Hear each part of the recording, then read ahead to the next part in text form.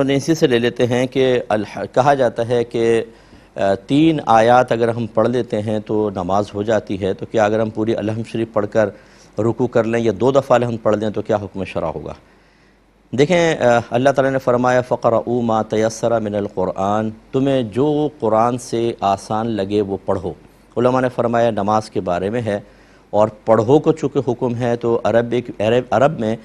قراءت کی کم از کم مقدار 1 آیت ہوتی تھی، تو یعنی 1 آیت پر قراءت کا پڑھنے کا اطلاق ہوتا تھا، تو اس لیے یہ ثابت ہوا کہ کم از کم 1 آیت کا پڑھنا لازم ہے۔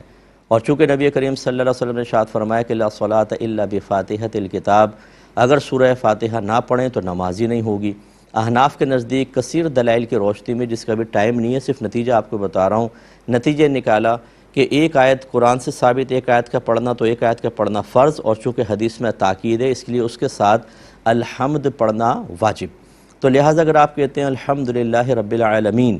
تو یہ تو فرض ادا ہو گیا، اب ہمیں واجب ادا کرنا ہے۔ جو نبی کریم نے طریقہ بتایا وہ یہ کہ پہلے الحمد پڑھیں، اس کے بعد ایک سورت ملائیں،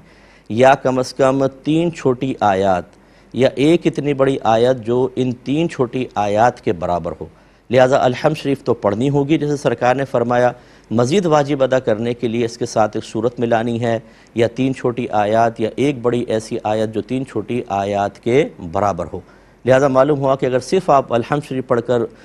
رکوع میں چلے جاتے ہیں تو اس سے فرض ادا ہو گیا، کیونکہ 1 آیت پڑھ لیا آپ نے، الحمد کا واجب بھی ادا ہو گیا، لیکن اس کے ساتھ جو سورت ملانی تھی وہ واجب ادا نہیں ہوا۔ چنانچہ اگر آپ نے جان بوجھ کر یاد رہتے ہوئے سورت چھوڑ کے نماز پڑھی، نماز ہو جائے گی، لیکن واجب العیادہ ہے، یعنی بعد میں اس کو لوٹانا ہوگا، اس کا سرد صحف سے تدارک نہیں ہوگا۔ اور اگر آپ بھول گئے، الحمد پڑھ کر چلے گئے رکوع میں، بعد میں یاد آ گئی، تو آخر میں سرد صحف کرنا ہوگا۔